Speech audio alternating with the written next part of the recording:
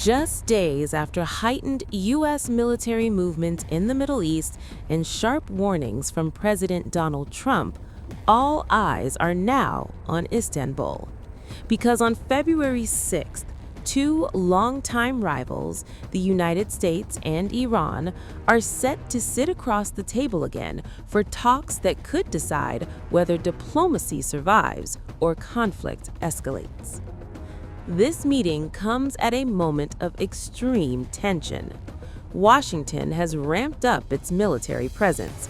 Trump has repeatedly warned of serious consequences if talks fail, and Iran's nuclear program continues to advance. So why does this meeting matter, and why now? First, the context.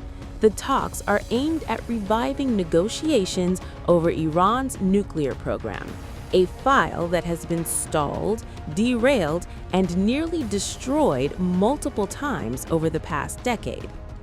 Now, let's talk about the location. Why Istanbul?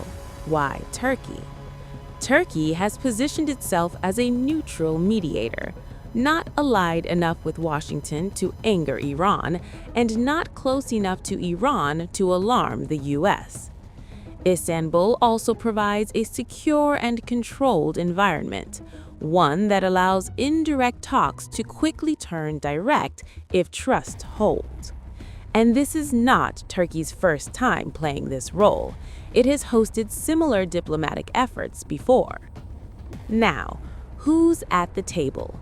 On the U.S. side, the delegation will be led by Steve Witkoff, President Trump's special envoy to the Middle East. Reports also suggest Jared Kushner may be involved, adding a layer of high-level political influence and signaling just how serious Washington is about these talks.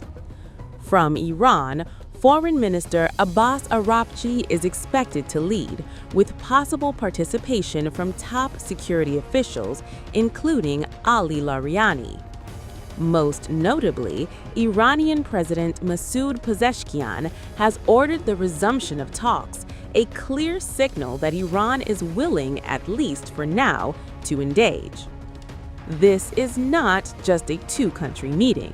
Saudi Arabia, Egypt, Qatar, Oman, the UAE, Pakistan, and others are expected to play supporting roles, participating in bilateral and group sessions to ensure regional buy-in.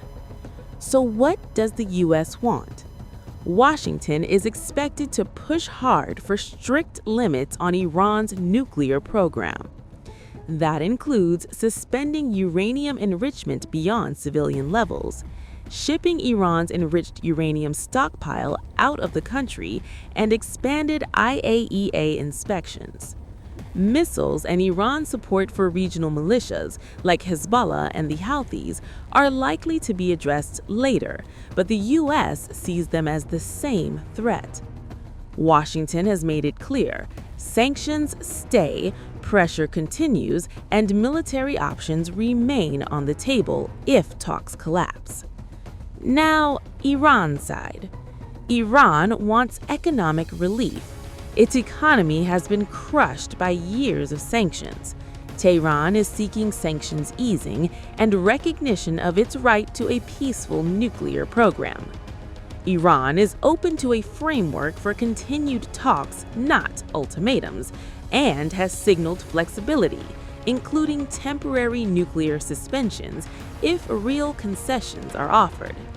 But Iran draws red lines. Its missile program and its regional alliances are non-negotiable. And here's the core problem. Iran does not trust the United States. This distrust is rooted in history, from the 2018 U.S. withdrawal from the nuclear deal to the killing of General Qasem Soleimani to repeated negotiations collapsing at the last moment.